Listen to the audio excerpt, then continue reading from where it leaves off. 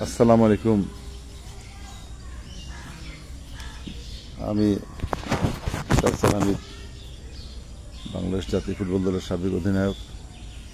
আপনারা জানেন যে আমার মেয়ে আমাদের ছেড়ে চলে গেছেন, কারিনা কায়সার। গতকাল সে ভারত থেকে ফিরে আসে। কারিনাকে রিসিভ করার জন্য আমরা এয়ারপোর্টে যাই। সেখান থেকে প্রথম যে জানাজা অনুষ্ঠিত হয়, আমরা যেখানে থাকতাম, যেখানে কারিনার জন্ম হয়েছে, ডিউএইচএস বনানী মাঠে প্রথম জানাজা হয়। দ্বিতীয় জানাজা বনানী দরবার শরীফ মসজিদে। তৃতীয় জানাজা শহীদ মিনারে। এবং সর্বশেষ জানাজা হয় এই যে এখানে দেখতে পাচ্ছেন, এই জায়গাটায়, এই যে মাঠটার মধ্যে সর্বশেষ জানাজা হয় এখানে। তারপরে তাকে দাফন করা হয়। চিরনিদ্রায় শুয়ে আছে কারিনা, সুন্দরভাবে, অনেক মনোরম একটা পরিবেশে। এই যে লিচু গাছ দেখতে পাচ্ছেন, এই লিচু গাছের নিচে তার স্থায়ী ঠিকানা হয়ে যায়। এটা একটা রহস্য আছে।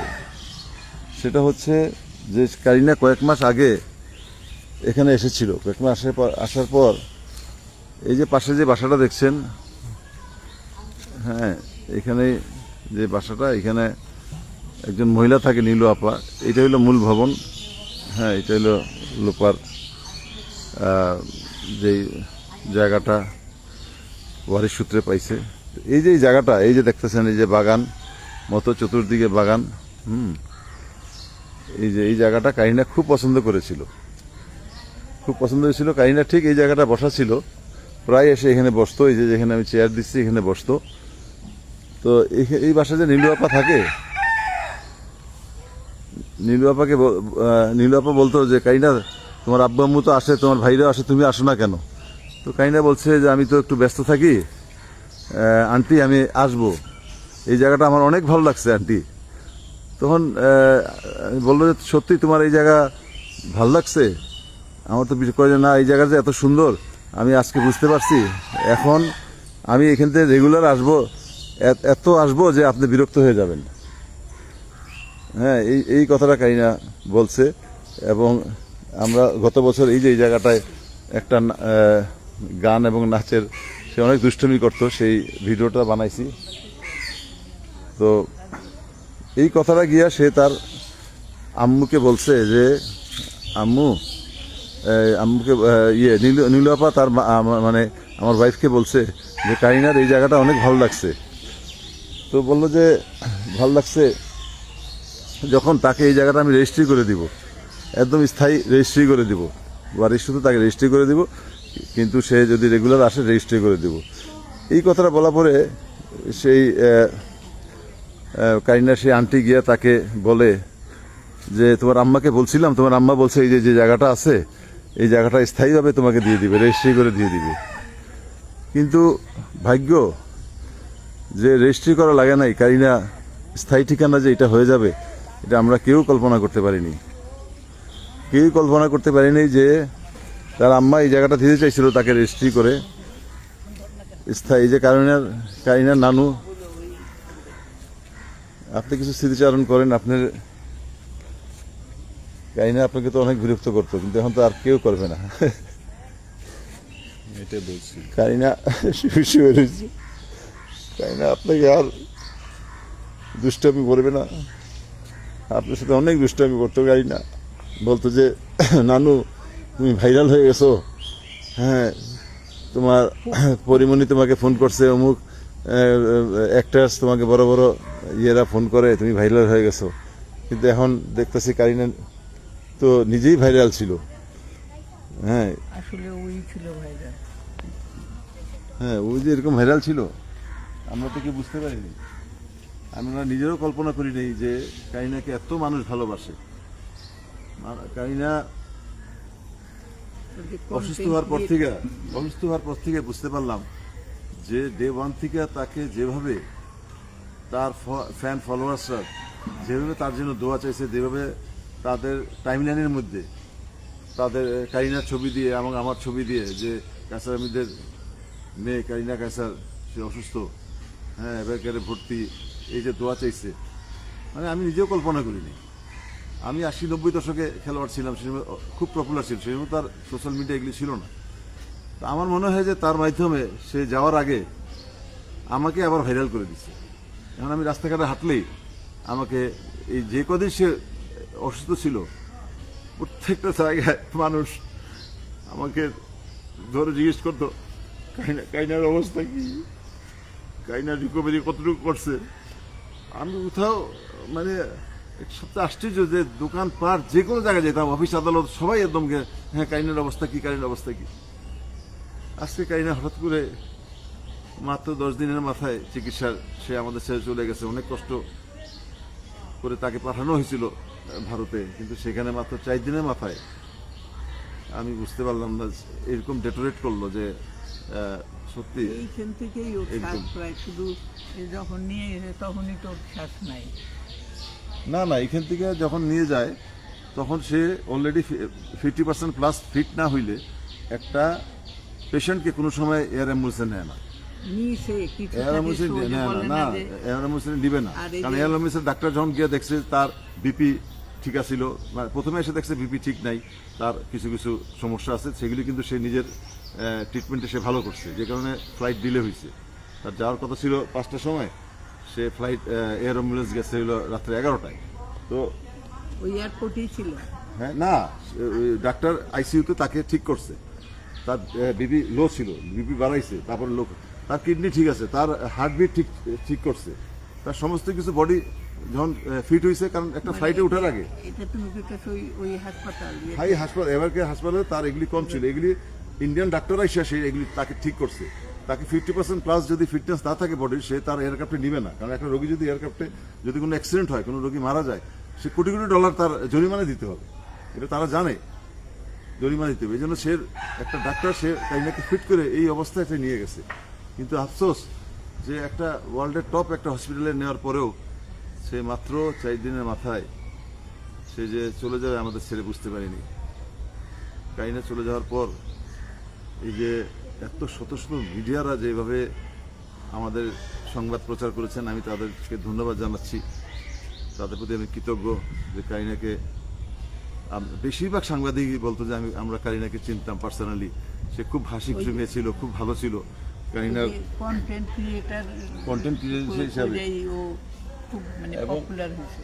না, কন্টেন্ট ক্রিয়েটর তো অনেকে আছে, পপুলার হয়েছে আমি মানলাম, কিন্তু শুধু অল্প সময়। আমার মনে হয় সে তো বেশি দিন না, কন্টেন্ট ক্রিয়েটর মনে হয় খুব বেশি 5 বছর হবে বা 7 বছর এরকম। ওই 5 বছরই, এই 5-7 বছরের মধ্যে এত দ্রুত তার যে এরকম ফ্যান ফলোয়ার্স যে হয়ে যাবে, এটা আমরা বুঝি নাই। সে অসুস্থ হওয়ার পর থেকে বুঝছি যে বাপরে বাপ, কারিনা এত পপুলার। তবে একটা গোষ্ঠী তার সম্পর্কে উল্টা সিধা লেখে, এখন নেগেটিভ পজিটিভ সব জায়গায় আছে, লেখে যে সে জুলাই যোদ্ধা ছিল বা সে কি গণভবন করেছে। আসলে আমরা কোনো গণভবনে আমরা তো মানে সে তো কোনো পলিটিক্স করতো না, তার মাও কোনো পলিটিক্স করে। আমরা তুমি গণভবন থেকে, হ্যাঁ, আমরা গণভবনে যাওয়ার তো প্রশ্নই ওঠে না। ওখানে লক্ষ লক্ষ মানুষ যেখানে, ওখানে আমরা গাড়ি নিয়ে কোথা থেকে যাবো, কোনো গাড়ি চলার কোনো অবকাশই ছিল না। বলে তুমি নাকি লক্ষ লক্ষ মানুষ কি বলছে, ল্যাপটপের কি আমার অভাব পড়ছে, ল্যাপটপ নিছি। না ওইখানে যখন বাসার থেকে যখন বেরোলাম কাকুলি মোড়ে, তখন আমাকে বিকেলবেলা বললো যে কাঁচা ভাই আপনি ঘুমাই রয়েছেন। কাকুলি মোড়ের থেকে একজন আমাকে ফোন করলো, সম্ভবত শফিক ভাই বা যে কেউ ফোন করছে ডিউটিসের, যে আইসা দেখেন অবস্থা কি। তখন কাকুলি মোড়ে গিয়ে দেখি যে হাজার হাজার মানুষ, ওখানে তো গাড়ি তো দূরের কথা, সব ব্যাটারি রিক্সা দিয়ে তারা ঘুরতেছে। ম্যাক্সিমাম ব্যাটারি রিক্সা চলছে, বা তাও চলতে পারে না, কারণ লক্ষ লক্ষ মানুষ, একদম লক্ষ লক্ষ মানুষ দেখতেছি যে কেউ কান্দে চেয়ার, কেউ ভাঙ্গা টেবিল, আবার অনেকে কিছুই পায়নি, দেখা গেছে শাক সবজি মূলা নিয়ে রওনা হয়েছে, কেউ মাছ, কেউ ফ্রিজের থেকে একটা পোটলা, একটা মাংসের পোটলা, আর তুমি মানে রওনা হইছো ল্যাপটপ না না ল্যাপটপ তো একটা লোক ল্যাপটপ নিয়ে যাইতেছিলেন, এটা ভাই এটা কি চালু, আসলে কি ওখান থেকে আনছেন? তো যে বসা ছিল, যে বসা ছিল উনি ল্যাপটপটা চেক করছে, এটা তো আমি জানি না তো কিছু। তো এই যে জিনিসগুলি একটা গোষ্ঠী ফট করে ভাইরাল করে আমরা গণভবনে গেছিলাম, কেউ যদি দেখাইতে পারে সেখানে ভিডিও বা কিছু, আমি চ্যালেঞ্জ দিলাম। এই ভিডিওটা হইলো কাকুলি মোড়ে, আপনি আশেপাশে সিনগুলি দেখবেন, এটা হলো আশেপাশে বিল্ডিং দেখবেন, আশেপাশে যে ওই ফ্লাইওভার ফুটওভার ব্রিজ আছে, এগুলি আমাদের দেখলেই বুঝতে মতো- পারবেন যে এটা কাকুলি। আমাদের আমরা এখান মতো থেকে যারা আমরা এখান থেকে এইসব- নড়তে পারিনি। এইসবই এর থেকে দূরে থাকে কিন্তু যেমন কারিনা আমার এক কলি জি জি আমার এক কলি খুব কারিনার খবর রাখতো এবং আমাকে তার কাছ থেকে আমি জানছি যে কারিনা যে নাই সেই খবরও সবার আগে সে আমারে দিছে। আচ্ছা তো আমরা তো মানে এইসব ইয়ের থেকে অনেক দূরে। না, একটা জিনিস কি, কারিনা তো কোনো সময় কোনো পলিটিক্যাল কোনো স্টেটমেন্ট বা কোনো কিছু তার পেজে দেয় না। সে কিছু কিছু ফানি ভিডিও করতো, কিছু রেস্টুরেন্টের ভিডিও করতো। সে ভোজন বিলাসী ছিল ঠিকই, সে রেস্টুরেন্টে বিভিন্ন খাওয়াটা কোন রেস্টুরেন্টে ভালো খারাপ এগুলি নিয়ে ভিডিও করতো। তো এই যে ইয়ে করার পর সে যে এত ভাইরাল হয়ে যাবে, মানে তার যে এত ফ্যান ফলোয়ার্স বেড়ে যাবে সেটা আমরা জানতাম না। তার অসুস্থতার পর থেকে আমরা বুঝলাম যে এইটা। আর আজকে কারিনা আমাদের মাঝে নেই। আমি খেলেছি সে 80-90 দশকে, আমাকে লোক ভুলে গেছিল মনে অনেকেই, যারা পুরনো, যারা একটু সিনিয়র সিটিজেন যারা আছে, 40-এর উপরে যারা বয়স, তারা দেখলে আমার চিনবে, কিন্তু ইয়াং জেনারেশন তো আমাকে চিনতো না। ইয়াং জেনারেশন চিনে কারিনার মাধ্যমে।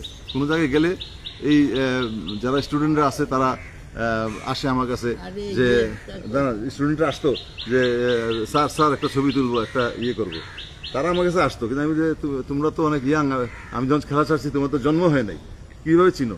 হয় না, আপনি কারিনা কাছে আব্বা না, একটু ছবি তুলবো প্লিজ, ছবি তুলবো, আপনার ভিডিও দেখছি, আরো ভিডিও বানান। তারা আরো উৎসাহ করতো, উৎসাহিত করতো। যেমন কালকে যখন জানাজা, প্রথম যখন জানাজা পড়লাম, দ্বিতীয় জানাজা শেষ হইলো, তখন বিশ্ববিদ্যালয় থেকে মনে হয় কয়েক হাজার ফোন খালি, প্লিজ আমরা সব স্টুডেন্টরা আমরা ধারা রয়েছি, প্লিজ একটু আপনি যাবেন, শুনছি যে গজারিয়ে যাওয়ার আগে সেখানে দাফন করে আমাদের একটু হয়ে যান, 10 মিনিট হয়ে যান, আমরা একটু সব ছাত্র স্টুডেন্টরা আমরা এখানে দাঁড়ায় রয়েছি। এই জন্য আমরা এখানে শহীদ মিনারে একটা শ্রদ্ধা জানায় আমরা শহীদ মিনার থেকে আমরা এখানে চলে আসছি। আপনার এই যে জায়গাটা, এই জায়গাটা হলো কারিনাকে স্থায়ীভাবে, মানে যে লোপাক বলছে যে কারিনাকে এই জায়গাটা দিয়ে দিব। হ্যাঁ, তো কারিনাও খুশি হয়ে গেছে, সত্যি আম্মু এই জায়গাটা দিবে, বলছে আম্মু কি এই জায়গাটা আমাকে দিবে। এটা বলার পর যদি আম্মু দেয় তাহলে আমি সবসময় এখানে আসবো, আপনারা বিরক্ত হয়ে যাবেন, আমি রেগুলার এখানে আসবো, আমি আর খুব কম অন্যদিকে যাবো, আমি এখানে আসবো, সবসময় আসবো, আপনারা বিরক্ত হয়ে যাবেন। তার স্থায়ী ঠিকানা, এই যে তার পছন্দের জায়গায় স্থায়ী ঠিকানা, যে স্থায়ীভাবে সে এখানে আসবে, তার নিথুর দেহ আসবে, এটা আমরা বুঝতে পারি। কত স্মৃতি এগুলি, কারিনা হঠাৎ করে এইভাবে চলে যাবে আমরা কল্পনাও করি নাই। আপনারা তার জন্য দোয়া করবেন। সে অনেক সরল সোজা কোনো মেয়ে ছিল, সে অনেক ভালো মনের একটা মেয়ে ছিল।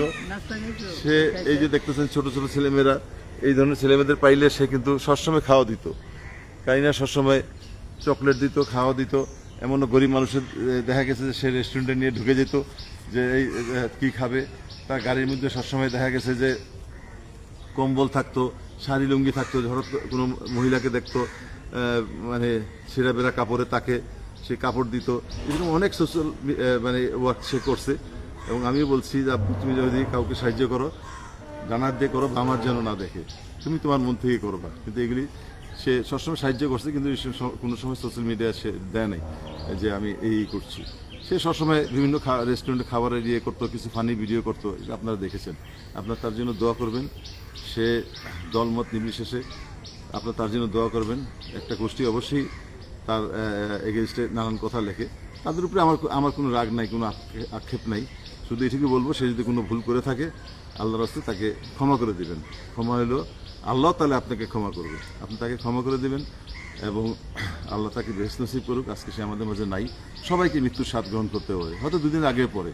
আপনি যখন অসুস্থ হবেন, আপনি একদিন অসুস্থ হবেন, আপনার একদিন মৃত্যুবরণ করতেই হবে। যারা লিখছেন, তখন যদি কেউ বিরূপ মন্তব্য করে কারণ আপনারও খারাপ লাগবে, আপনার পরিবারের সদস্যরও খারাপ লাগবে আপনার সম্পর্কে যদি খারাপ কিছু লেখে।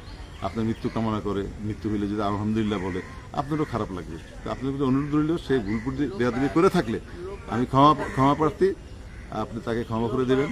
আর সবাই থেকে লুট করছে ব্যাগ। সবাই তাকে এখন তার জন্য দোয়া চাওয়ার জন্য আমি কামনা করছি। আপনারা তার জন্য দোয়া করবেন, আল্লাহ যেন তাকে বেহেশত নসিব করে। সবাই ভালো থাকবেন। আসসালামু আলাইকুম।